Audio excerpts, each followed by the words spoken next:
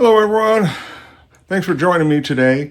As you can see behind me, I have my RAV4, 2017 RAV4 on the lift, and I actually think this is the first time I've ever had it on my lift. So I pulled it in today and I want to go ahead and change the gear oil in the rear diff. So I honestly wish I had actually done a break-in change on it. And I never did. Now, granted, this vehicle doesn't get used and abused. It's got 26,000 miles on it now, and it's a 2017 that I bought new. So you can see it's not used an excessive amount, but I want to go ahead and get the gear oil changed.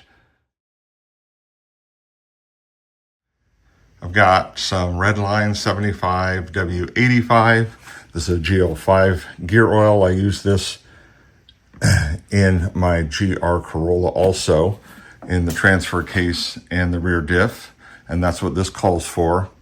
I've got a couple of wrenches, so it takes a T10 Allen fitting to get those off, and I've got this one because it's a little longer if I need to get a little more leverage on it. And I've got a couple of fresh washers. Got my oil drained bin, and I've got my oil extractor. I'm going to use the 200cc one for this because it doesn't take a whole lot, about half a quart. And so it shouldn't take a lot. I have a 500cc one also. And of course, a rag. So let me show you underneath where the drain and fill hole. This is underneath the vehicle, and this is the driver's side here, and you can easily see the drain plug right there. And then on the passenger side, you flip around, right there is the fill. So neither one is terribly difficult to get to. This one I might need a short extension. This one is completely free of anything in the way, which is really, really nice. I've got the camera aimed at the fill hole. And this is an important thing to know if you've never done this before. Don't ever loosen the drain plug first. Always loosen the fill hole, because if you can't get that off for whatever reason, you don't want to drain the oil out. So you want to make sure of that. I did put on the smallest of extensions just to clear the exhaust pipe there. Well, let's see if I got enough leverage with this. Oh man, that was on there. But it is loose now, so now you can see it turning. There we go. Perfect. So there is our fill. And you can see the crush washer on it, which is obviously crushed. So that's why you want to put a new one of those on. So that is good to go. The drain bolt takes the same fitting. The drain bolt takes the same fitting as the fill bolt. So if I don't have to use an extension, I don't.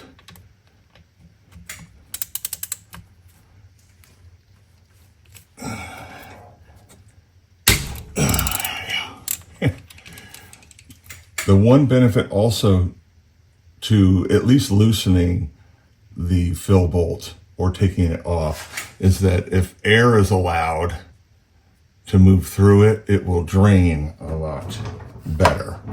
So I don't know how much of a stream this is going to give me, so I'm going to try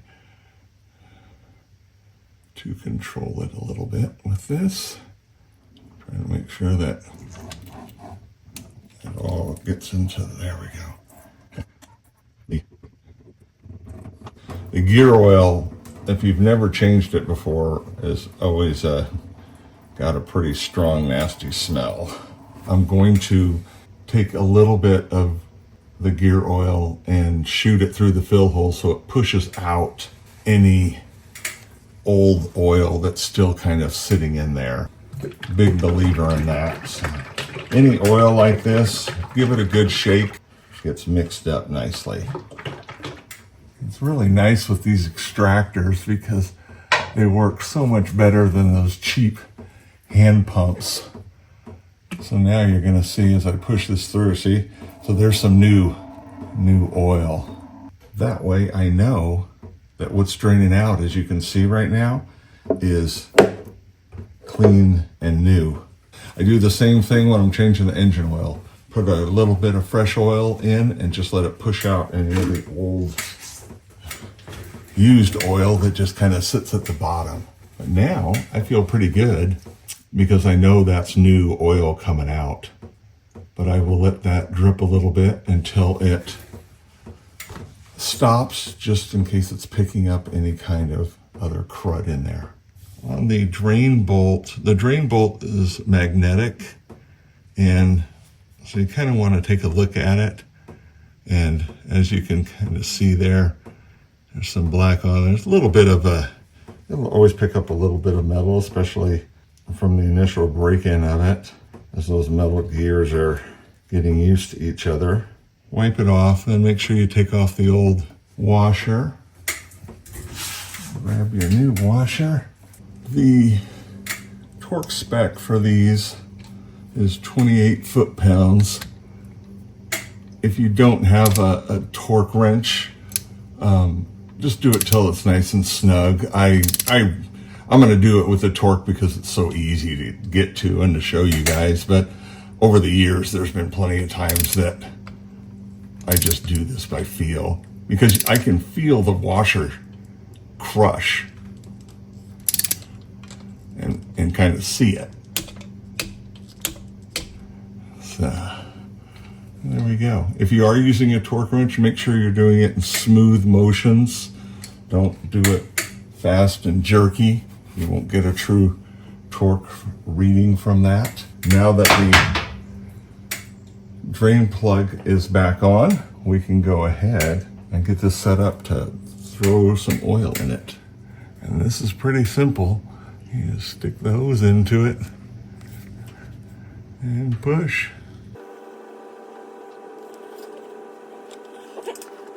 I have this ready, so when it starts to overflow, and that's what you're looking for, you just fill this until it starts to overflow from the hole, from the fill hole.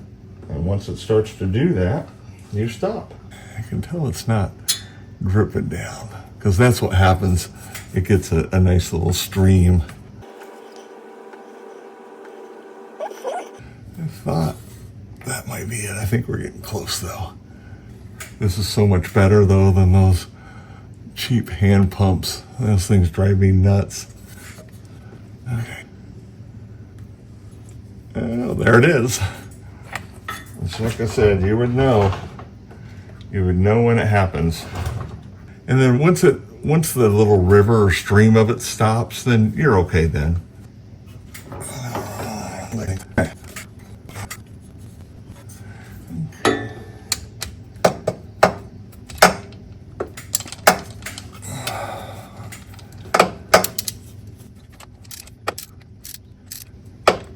Again, torque spec is 28 foot-pounds. I could feel that last turn.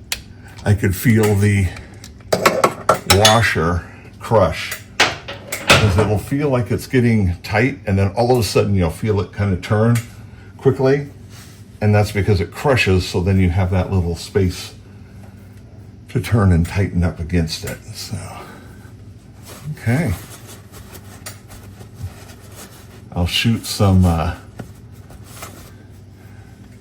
always clean it up with some brake clean, and the rear diff is done. Thanks for joining me for this, guys. If you have any questions or anything like that, then please holler. I sure would appreciate it if you would like and subscribe and hit the bell and all that good stuff, comment, share. I sure do appreciate it more than you know. Until next time, guys. We'll see you down the road.